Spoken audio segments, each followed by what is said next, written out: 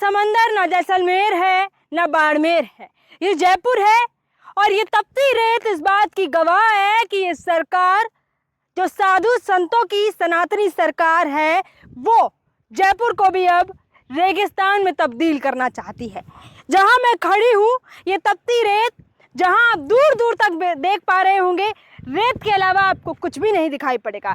यहाँ कभी पेड़ पौधे होते थे, पानी के लिए कुएं होते थे और तमाम जीव जंतु यहाँ पर रहते थे। लेकिन इस सरकार ने सालों में करोड़ों रुपए बहा के इस जमीन को रेतीला बना दिया है, सिर्फ इसलिए कि यहाँ पर तमाम बड़ी बड़ी फैक्ट्रियां आ सके। और राजस्थान का जैसलमेर यानी कि गवाह है इस बात का कि कैसे बड़ी बड़ी कंपनियां आने के बाद वहां पर पानी की किल्लत, वहां पर समस्याओं की समाधान किस तरीके से नहीं हो पा रहे हैं, वो दिख रहा है। कुछ दिन बाद जयपुर भी जैसलमेर से कम नहीं होगा, जहां पर रिको तो होगी, लेकिन यहाँ पर जीव जंतु जानवर कहाँ जाएंगे इसका कोई अता पता नहीं होगा।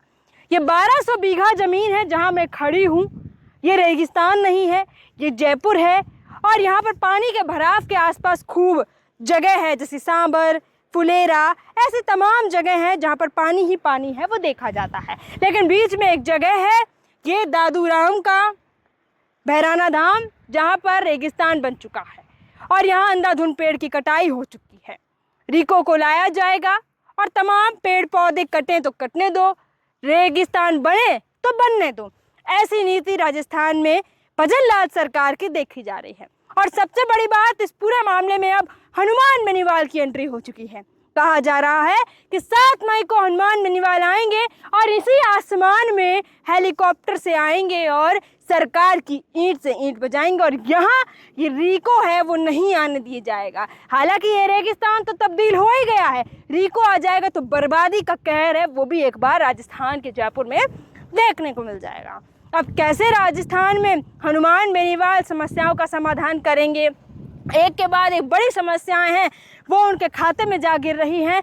और लेकिन कहते हैं वो न्याय योद्धा है, कहते हैं कि वो जिस भी जगह जाते हैं बिना निर्णय के वापस नहीं आते हैं। तो क्या यहाँ पर भी ये जयपुर को रेगिस्तान बनने से बचा पाएंगे हनुमान बेनीवाल? 7 तारीख को क्या कुछ साधु संतों के साथ में होने वाला है, बड़ा महापड़ाव है, वो देखने को मिलेगा भैराना धाम में, जहाँ पर दादू राम की ये मोक्ष धाम की ज़मीन है, वो दादू दयाल की जो मोक्ष धाम की ज़मीन है वो किस तरीके से बच पाएगी, ये देखना बहुत ज़रूरी होगा। और सबसे बड़ी बात, इस बात के गवाह हमारे साथ ये पहाड़ देख पा रहे होंगे, जो अरावली की श्रृंखला है वो इस बात की गवाह है कि यहाँ पर कभी हरा भरा हरियाली होती थी और आज यहाँ पर सूखा पड़ा हुआ है, एक भी पक्षी यहाँ पर नज़र नहीं आ रहा होगा। जैसा जैसलमेर में होता है ठीक वैसा ही जयपुर के रेगिस्तान आपको दिखा रहे हैं हम इस वक्त।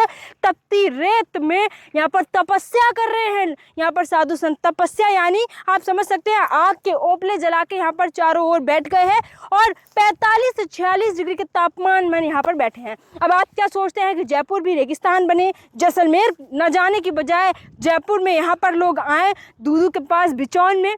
तो आपका स्वागत है। और अगर आप चाहते हैं कि रिको ना बने, यहाँ पर हनुमान बेनीवाल समेत कांग्रेस और तमाम जो लोग हैं वो यहाँ पर इकट्ठे होकर बचा सके तो बचा सकते हैं। क्या कुछ आप कहना चाहते हैं? कमेंट के माध्यम से बता सकते हैं।